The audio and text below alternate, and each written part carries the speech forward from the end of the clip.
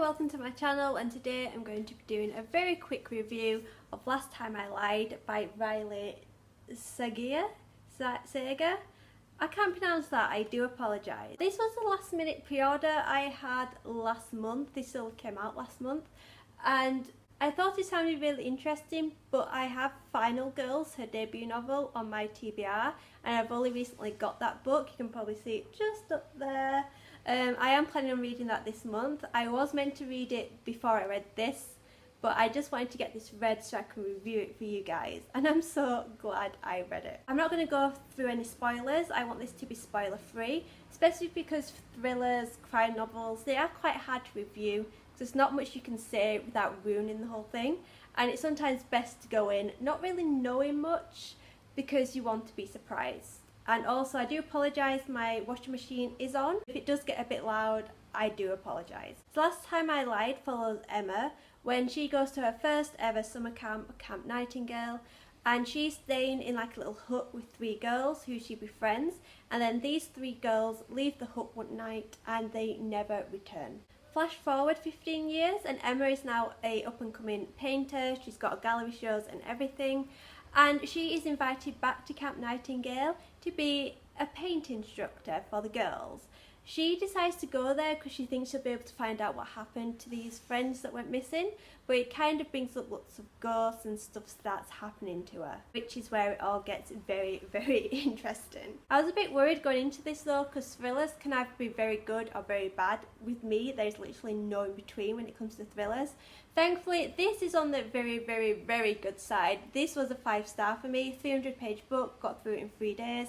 I was literally sat up until about 11 o'clock one night because I wanted to finish this. It's just kept me hooked and I wanted to keep reading, I wanted to know what was happening, and oh my god, it was amazing. I would stop this review now, and I don't know what's happening outside, I think roadworks, but there seems to be noise coming from everywhere in this video, so I do apologise. But anyway, where was I? So what I found interesting about this was Emma herself. She is a really unreliable narrator. You find out that when these girls went missing, she kind of went on a downward spiral and ended up in a psychiatric hospital. So all the way through this book you're thinking, is she reliable? Do you think she did it?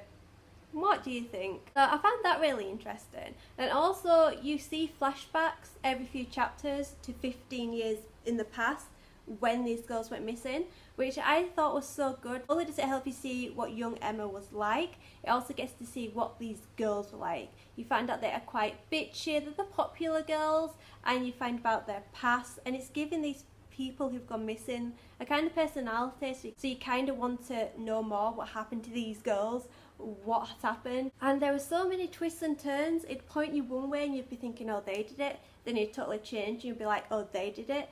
And yeah, I'm just rambling on now, but it's so good. And also they had bits where I was literally on the edge of my seat.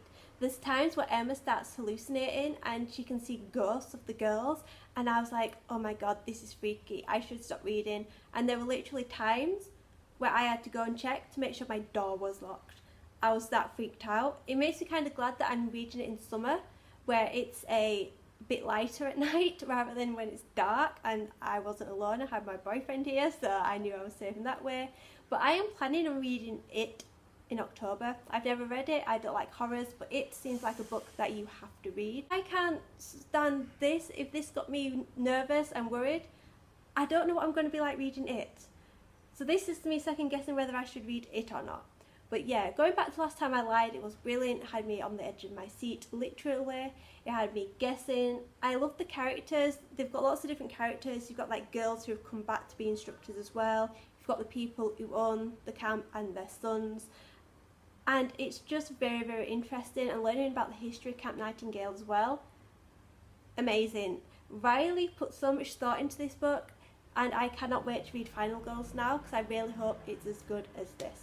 Anyway, I'm going to shut up because as you can tell I'm rambling. This is why I do quick reviews, because if I did a long in-depth review I would just be rambling and I'll be spoiling everything. So that's my thoughts on Last Time I Lied. If you've read it, comment below and we can have a little chat.